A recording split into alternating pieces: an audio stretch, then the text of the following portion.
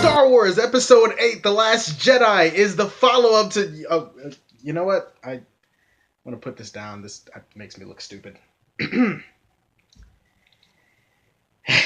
Last Jedi is the follow-up to The Force Awakens, which came out 2 years ago, which means it has been exactly 2 years since I have seen an opening crawl. Thank God that shit is over. Most of the principal characters and actors from The Force Awakens are back for The Last Jedi. It stars Daisy Ridley as Rey, it stars John Boyega as Finn, it stars Oscar Isaac as Poe Dameron. Carrie Fisher is back, unfortunately, in her final performance as General Leia, and Mark Hamill, you may have heard of him, Luke Skywalker. He shows up in this movie, and he's in it for a lot longer than he was in The Force Awakens. I don't like spoilers, and I don't want to spoil anything. This is the kind of film where as little information as possible should be given out so that you guys can experience it for yourself, because this film had quite a few surprises in it. The movie picks up almost immediately after The Force Awakens. Rey and Luke, they meet on that island where supposedly it's the Last Jedi Temple.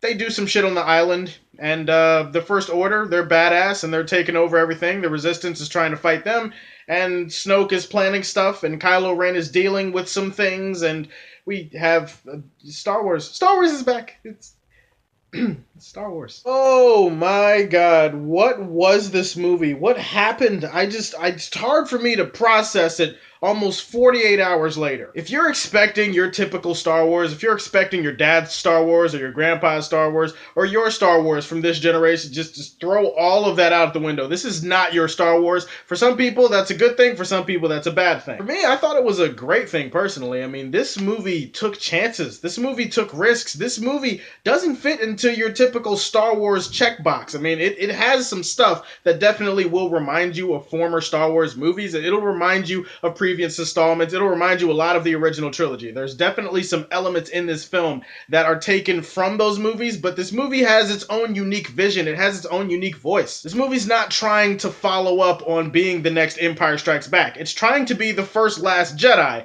and I would say that most of that is pretty successful. It's trying to go boldly where no other Star Wars... okay, that sounds a little bit too much like Star Trek. I gotta respect the ambition and the creativity and the passion that Rian Johnson put into this thing. Rian Johnson's a really good director, and he directed the shit out of this movie. The cinematography is lush and beautiful and breathtaking. There are so many great shots, great wide angle shots in this movie, and that applies to the action sequences as well. This movie might have some of the greatest action sequences of any Star Wars movie in the entire saga. There are action sequences in this film, either with lightsabers or with space battles, that had my eyes watering and my jaw dropping. I mean, they were that stunning. Let's talk about the characters. I'm gonna briefly talk about the characters, but again, no spoilers. I don't really want to get into anything specific. Daisy Ridley is once again irresistible as Rey. She brings such a charm to the role, such an earnestness, such an eagerness. I really love seeing her story in this film. She's on this island with Luke, and she's trying to learn from him, and she's dealing with some inner demons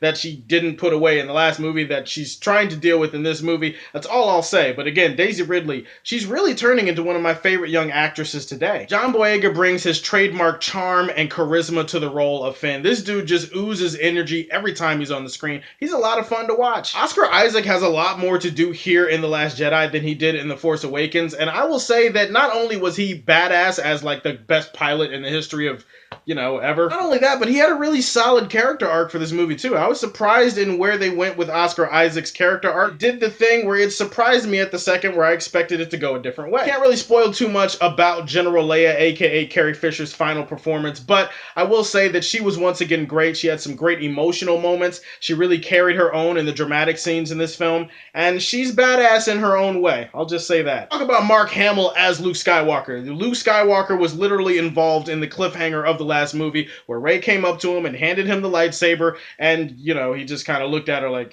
get off my lawn, kid. Mark Hamill wasn't just the best Luke Skywalker that I've ever seen. He was probably the best Mark Hamill that I've ever seen in live action. This dude absolutely crushes it. He killed it. I mean, Mark Hamill was far and away the best thing about this movie. Far and away. And his chemistry with Rey was also really interesting to watch unfold too. Luke Skywalker is a man who has seen some shit. He's been through it. It's 30 plus years since we've seen him, and it shows in his performance. It shows that all that time and all the things he's seen, all the things he's done, it's affected him, and it's affected him as a Jedi. It's affected his hope. It's affected his optimism. This movie did have some deeper themes and big picture ideas about the Jedi and about the Force, and about the whole light versus dark struggle that I haven't seen presented in this way in a Star Wars movie. There are some deeper themes that are in some of the other Star Wars films, and maybe other films have executed them better, but again, the ambition that this movie tried to tackle its themes and ideas in terms of keeping you off balance, keeping you guessing, coming up with things that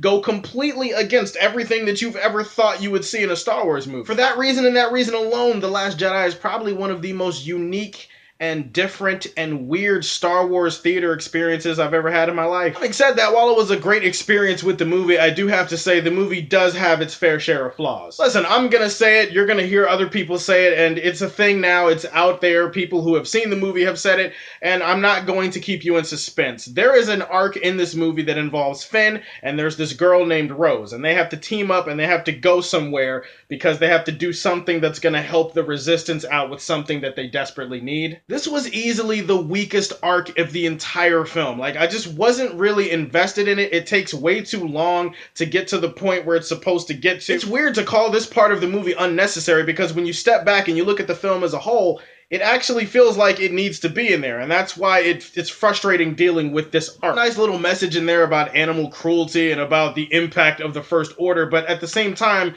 I feel like it was only in the movie to send a message, and it wasn't actually about helping the story. This arc slowed the pacing of the film way, way, way down. Every time they cut back to this story, with this arc, with Finn and Rose, the entire movie hit a wall. Some of the new characters didn't really impress me or stand out all that much. Also, you guys know what fits are. They're fan nitpicks, and every Star Wars fan has fan nitpicks, just like every other fan of every other fandom has fan nitpicks. I call them fits, and this movie did give me fits. There are some things as a Star Wars fan that upset me, that got under my skin, that I can't talk about because it's a spoiler and I don't want to spoil anything, so I'm so looking forward to that spoiler review. In the end, The Last Jedi subverted my expectations. It was so different from everything I ever expected it to be. It's extremely well directed, extremely well shot. John Williams does a great job with the score. The characters are, for the most part, great, at least most of the characters that are returning from The Force Awakens. The action sequences are glorious to behold. This movie has some deeper themes and stuff that I'll touch on later. And in the end, I loved this movie, despite the fact that it's probably more flawed than I expected it to be.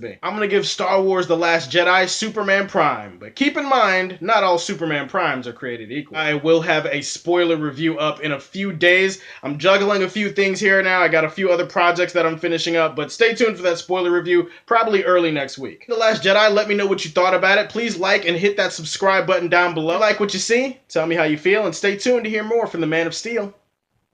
Peace.